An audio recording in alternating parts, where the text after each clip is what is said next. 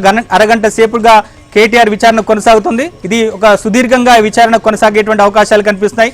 సాయంత్రం 7:30, 8 గంటల వరకు కూడా విచారణ కొనసాగేటువంటి అవకాశాలు కనిపిస్తున్నాయి. ఎందుకంటే బీఆర్ఎస్ పార్టీకి సంబంధించినటువంటి కీలక నేత, ఆ పార్టీకి వర్కింగ్ ప్రెసిడెంట్ గా కేటీఆర్ ఉన్నారు కాబట్టి సో ఈ విచారణలో అనేక అంశాలు వెలుగులోకి వచ్చేటువంటి అవకాశాలు ఉన్నాయి. సో ఇప్పటికే కేటీఆర్ మీద ఫోన్ ట్యాపింగ్ సంబంధించి అనేక మంది ఫిర్యాదులు చేశారు. అలానే ఎస్ఐబి అధికారులు, గతంలో ఎస్ఐబి అధికారులు ఫోన్ ట్యాపింగ్ పాల్పడ్డటువంటి అంశాలకు సంబంధించి ఎక్కడైతే డిస్ట్రాయ్ చేశారో హార్డ్ డిస్క్లకు సంబంధించి, పెన్ డ్రైవ్లకు సంబంధించినటువంటి డేటానంతా కూడా రిట్రీవ్ చేశారు. కాబట్టి కేవలం ఆరోపణలను లేదా విమర్శలను కాకుండా ఒక సాంకేతిక పరమైనటువంటి ఆధారాలను కేటీఆర్ ముందు ఉంచి విచారణ జరిపేటువంటి అవకాశాలు అయితే కనిపిస్తున్నాయి. అయితే ఈ విచారణలో కేటీఆర్ ముందు నుంచి కూడా తప్పుపడుతున్నారు.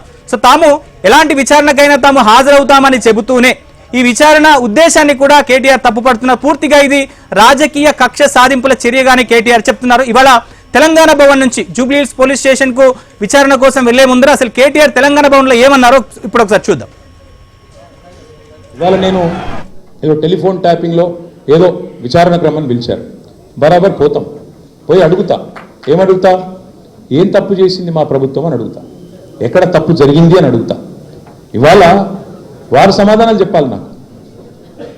గత 2 ఏళ్లుగా ఈ ఫోన్ ట్యాపింగ్ పేరిట ఒక డైలీ సీరియల్ మాదిరిగా, అంతులేని కథ మాదిరిగా లీకుల రూపంలో ఏదైతే మా వ్యక్తిత్వ హననం జరుగుతుందో దానికి బాధ్యులు ఎవరు అని అడుగుతా. ఎవరో హీరోయిన్ల ఫోన్లు ట్యాప్ అయినాయని మీరే ఒక 2 నెలలు నడిపిస్తారు డ్రామా. పోలీసు వాళ్ళు, కాంగ్రెస్ పార్టీ వాళ్ళు మీరే లీకులు ఇస్తారు, మీరే రాయిస్తారు, మీరే మళ్ళీ మీదికి వెళ్ళి మా వ్యక్తిత్వ హననం చేసే ప్రయత్నం చేస్తారు. ఇక వీళ్ళని బెదిరించిందట, వాళ్ళని బెదిరించిందట అని మీరే రాపిస్తారు 2 నెలలు. మళ్ళీ 3 నెలలు మీరే రాపిస్తారు.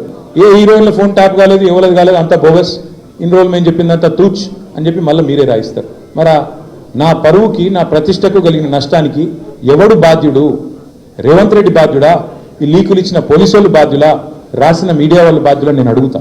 అట్లా ఇంకో మాట కూడా నేను అడుగుతా. ఈరోజు ఇవాళ మీరు ఏ అధికారి అయినా, ఈ రాష్ట్రంలో పోలీస్ అధికారి ఈరోజు రాష్ట్రంలో ఫోన్లు ట్యాప్ జరగడం లేదు అని చెప్తాడా? ముందుకొచ్చి మీ కెమెరా ముందుకొచ్చి చెప్పే ఒక్క పోలీసు వాడు ఉన్నాడా?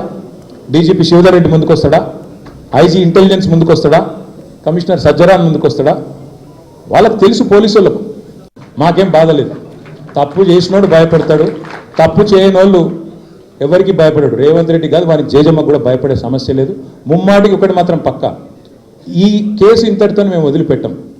నా క్యారెక్టర్ అసాసినేషన్కి బాధ్యులైన రేవంత్ రెడ్డిని, ఆయన తొత్తులుగా పనిచేస్తున్న పోలీసులు కొంతమంది, అందరినీ కాదు, కొంతమంది పోలీసులు ఎవరైతే ఉన్నారో ఆయన తొత్తులుగా, ఆయన అడుగులకు మడుగులతో పనిచేస్తున్నారో వాళ్ళని నేను కూడా వదిలిపెట్టాను. ఎందుకు వదిలిపెట్టను?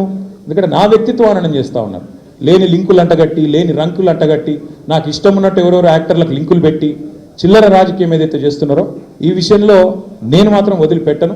మీరేదో ఇవాళ ముఖ్యమంత్రి హార్వర్డ్కి పోయిండు, ఆడ వచ్చిరాని ఇంగ్లీష్లో ఏం నేర్చుకుంటుండో ఏం తెచ్చిండో కానీ ఆయన వచ్చే వరకు టైంపాస్ చేద్దాము అని చెప్పి మీరు డ్రామా చేస్తున్నారు. మాకు తెలుసు, ధారావాహికలాగా నడుపుతా ఉన్నారు. మాకేం ఇబ్బంది లేదు.